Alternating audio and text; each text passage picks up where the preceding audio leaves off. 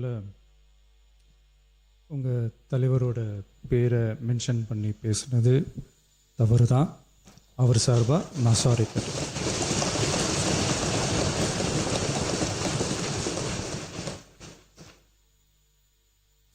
மாண்புமிகு பேரவைத் தலைவர் அவர்களே, தமிழக மக்கள் நம் உயிர் என்றால் தமிழக விவசாயிகள் நம்ம உயிர் நாடி. உலகில் ஜாதி, மதம், இனம், மொழி என அனைத்து வேறுபாடுகளுக்கும் அப்பாற்பட்டு நடைபெறும் தொழில் என்றால் அது விவசாய தொழில் மட்டுமே.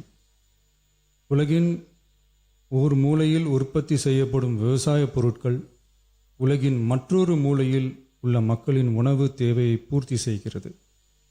எந்த நாடு உழவு தொழிலை மதித்து விவசாயிகளுக்கு உரிய பாதுகாப்பையும் ஆதரவையும் வழங்குகிறதோ அந்த நாட்டில்தான் மக்கள் வளமாகவும் மகிழ்ச்சியாகவும் வாழ முடியும்.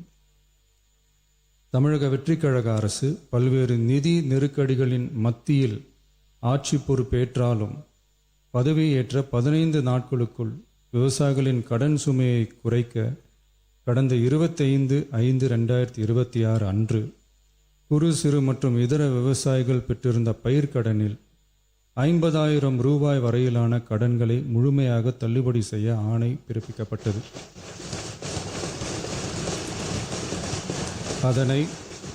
அதனைத் தொடர்ந்து மாநிலம் முழுவதும் பல்வேறு விவசாய அமைப்புகளிடமிருந்து பெறப்பட்ட பயிர்க்கடன் தள்ளுபடி தொடர்பான கோரிக்கைகளை கனிவுடன் பரிசீலித்து நிதி நெருக்கடியான சூழ்நிலையிலும் விவசாயிகளின் நலனை பாதுகாக்க வேண்டியதன் அவசியத்தை மட்டும் கருத்தில் கொண்டு குறு சிறு மற்றும் இதர பெரு விவசாயிகளுக்கு 50,000 ரூபாய் வரை முழு தள்ளுபடி செய்ய அறிவிக்கப்பட்டதை உயர்த்தி ரூபாய் 75,000 வரை கடன் பெற்றவர்களுக்கு முழு தொகையையும் ரூபாய் 75,000க்கும் மேல் கடன் பெற்றவர்களுக்கு ரூபாய் 35,000 தள்ளுபடி செய்ய அறிவிக்கப்பட்டு அதன் மூலம் 14.44 லட்சம் விவசாயிகளுக்கு ரூபாய் 5,932.23 கோடி அளவிலான கூட்டுறவு பயிர்க்கடன் தள்ளுபடி செய்து 19/6/26 அன்று ஆணையிடப்பட்டது.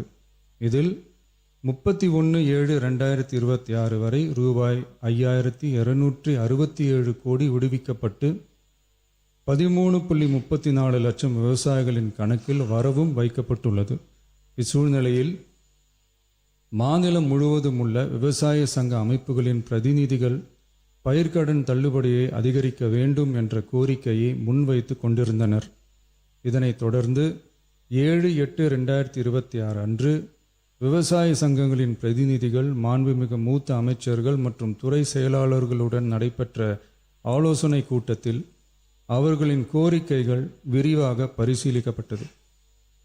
கடந்த காலங்களில் பயிர்க்கடன்கள் தள்ளுபடி செய்யப்பட்டாலும் அரசால் கூட்டுறவு வங்கிகளுக்கு செலுத்த வேண்டிய தொகை 4 to 5 ஆண்டு கால இடைவெளியில் செலுத்தப்பட்டு வந்துள்ளது.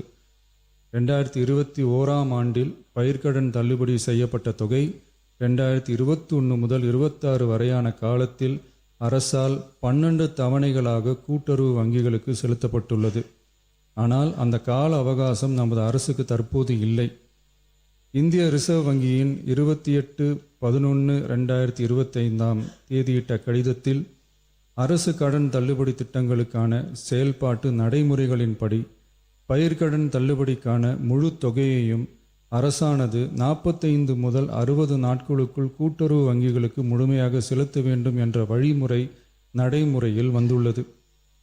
இந்த வழிகாட்டுதலின்படியும் தமிழ்நாடு அரசின் நிதிநிலை மற்றும் நிதி ஆதாரங்கள் ஆகியவற்றை கருத்தில் கொண்டும் இந்த இக்கட்டான சூழ்நிலையிலும் கூட்டுறவு வங்கிகள் மூலம் வழங்கப்பட்ட பயிர்க்கடன்களுக்கு பின்வரும் கூடுதல் தள்ளுபடியை வழங்கிட அரசு முடிவு செய்துள்ளது. 75,000 ரூபாய் வரை பெற்றுள்ள பயிர்க்கடன்கள் 100% முழுமையாகவும், 75,000 ரூபாய் முதல் 1 லட்சம் ரூபாய் வரை பெற்றுள்ள பயிர்க்கடன்களுக்கு அதிகபட்சமாக 75,000 ரூபாய் வரையும், 1 லட்சம் ரூபாய்க்கு மேல் பெற்றுள்ள பயிர்க்கடன்களுக்கு அதிகபட்சமாக 35,000 ரூபாய் வரையும் தள்ளுபடி வழங்கப்படும். இதன் மூலம் 75,000 ரூபாய் முதல் 1 லட்சம் ரூபாய் வரை பயிர்க்கடன் பெற்றுள்ள 2,38,264 விவசாயிகளுக்கு தலா 75,000 ரூபாய் வரை தள்ளுபடி வழங்கப்படும்.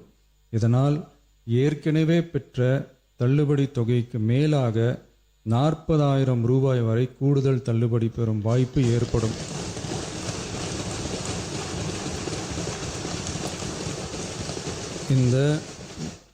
இந்த கூடுதல் பயிர்க்கடன் தள்ளுபடியால் அரசுக்கு சுமார் ரூபாய் 953.06 கோடி கூடுதல் நிதிச்சுமை ஏற்படும்.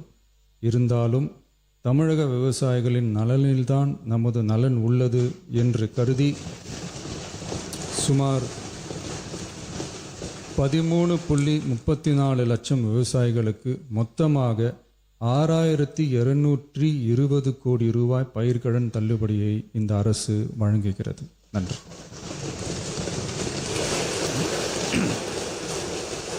மானிய கோரிக்கைகள் மீதான விவாதம் தொடர்கிறது. மாண்பு உறுப்பினர் அறநிலையத்துறை அமைச்சர் என்ன சொல்ல விரும்புறீங்க? மாண்புமிகு பேரவை தலைவர் அவர்களே, சிறிது நேரத்திற்கு முன்பாக பேசிய முன்னாள் முதல்வர், அவையின் மூத்தவர் அண்ணன் ஓபிஎஸ் அவர்கள் சட்டமன்றத்தின் கண்ணியம் குறித்து நமக்கெல்லாம் சொல்லிக் கொடுத்திருந்தார். உண்மையில் முடிச்சிடறேன், சம்மதம் இல்லைங்க, முடிச்சிடறேன் சொல்லிடுறேன். இல்லை என்ன அதையெல்லாம் முதல் முறையாக சட்டமன்றத்திற்கு உறுப்பினராக வந்திருக்கக்கூடிய நாங்கள் கற்றுக்கொள்ள தயாராக இருக்கிறோம். அதில் எங்களுக்கு எந்த விதமான ஆட்சேபனையும் கிடையாது. அதே சமயத்தில் அண்ணா சொன்ன கடமை, கண்ணியம், கட்டுப்பாடு என்பதையே தன்னுடைய மூச்சாக வைத்திருக்கக்கூடிய மாண்புமிகு முதல்வர் அவர்களும் அதற்கான கருத்தை இப்போது தெரிவித்து விட்டார். அண்ணன் அவர்களுக்கு சட்டமன்றத்தின் முதல் முறை உறுப்பினராக இருக்கக்கூடிய நான் ஒரு சிறிய வேண்டுகோளையும் வைத்துக் கொள்றேன். இந்த நேரத்தில் எப்படி கண்ணியம் குறித்து அண்ணன் எங்களுக்கு எல்லாருக்கும் சொன்னாரோ, அதே போல தங்கள் கட்சியினுடைய மாண்புமிகு எதிர்கட்சி தலைவருக்கும் சிறிதளவு அதை நீங்கள் சொல்லிக் கொடுக்க வேண்டும் அப்படின்னு நான் கேட்டேன்.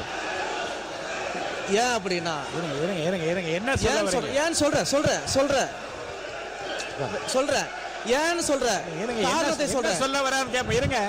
காரணத்தை சொல்ற 8 கோடி மக்களின் பிரதிநிதியாக இருக்கக்கூடிய மாண்புமிகு முதலமைச்சர் அவர்கள் அவைக்குள்ளே வரும் பொழுது அமர்ந்திருக்கக்கூடிய எதிர்கட்சி தலைவருக்கு அந்த கண்ணியத்தை சொல்லிக் கொடுத்து 8 கோடி மக்களின் முதலமைச்சருக்கு அந்த மரியாதையை தர வேண்டும் என்ற கண்ணியத்தை சொல்லித்தர வேண்டும் என்பதை பேரவைத் தலைவர் வாயிலாக தெரிவித்துக் கொள்கிறேன்.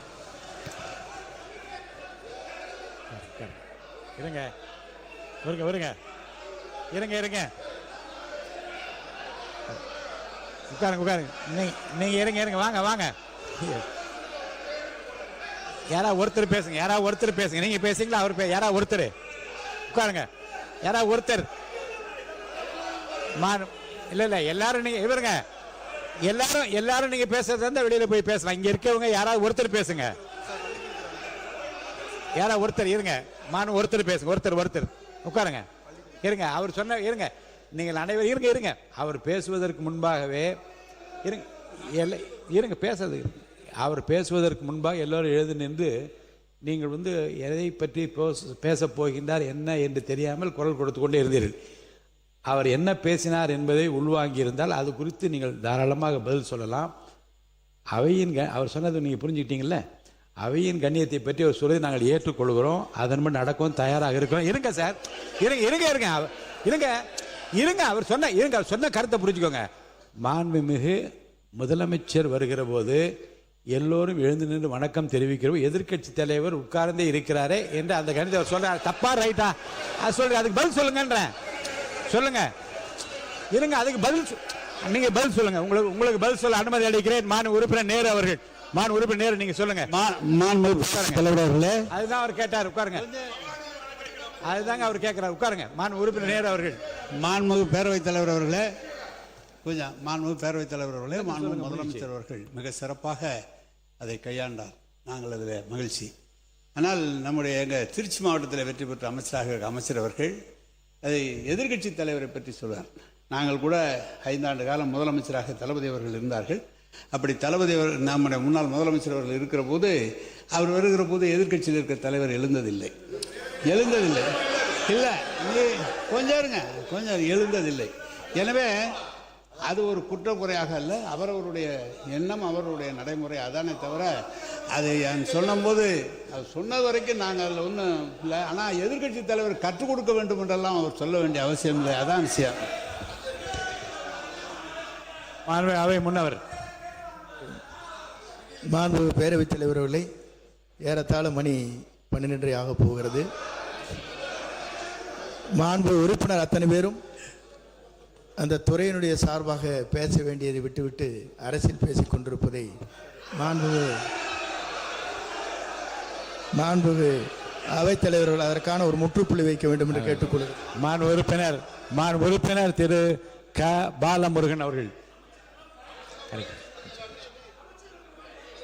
மாண்புமிகு பேரவைத் தலைவர் அவர்களுக்கும், மாண்புமிகு முதலமைச்சர் அவர்களுக்கும், மாண்புமிகு அமைச்சர் மற்றும் சட்டமன்ற உறுப்பினர்களுக்கும் எனது முதற்கண் பணிவான வணக்கங்கள்.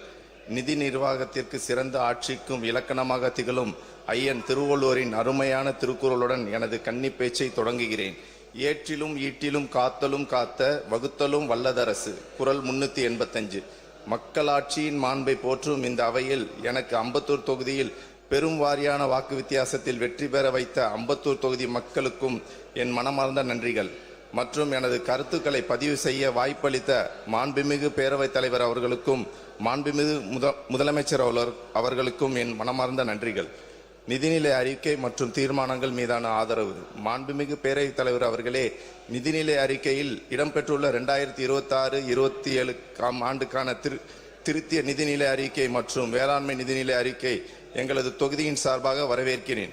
அதே போன்று மாண்புமிகு மக்கள் நலவாழ்வுத்துறை அமைச்சர் அவர்கள் முன்மொழிந்துள்ள நீட் தேர்வை ரத்து செய்து 12ஆம் வகுப்பு மதிப்பெண் அடிப்படையில் மருத்துவ சேர்க்கை நடத்த வலியுறுத்தும் வரலாற்று சிறப்புமிக்க தீர்மானத்தை முழு மனதுடன் ஆதரிக்கிறேன். மேலும் மாண்புமிகு பள்ளி கல்வித்துறை அமைச்சர் அவர்கள் முன்மொழிந்த FCRA திருத்த மசோதா 2026 எதிர்கான தீர்மானத்தை எங்களது முழு ஆதரவை பதிவு செய்கிறேன். அதே போன்று மாண்புமிகு முதலமைச்சர் அவர்கள் மகளிருக்கான 33% இடஒதுக்கீடு உடனடியாக நடைபெறப்படுத்த வேண்டும் என்ற வரலாற்று சிறப்புமிக்க தீர்மானத்தை முன்வைத்திருப்பதில் அம்பத்தூர் தொகுதி மக்களின் சார்பாக மனமாற வரவேற்கிறேன். முதன்மை கோரிக்கை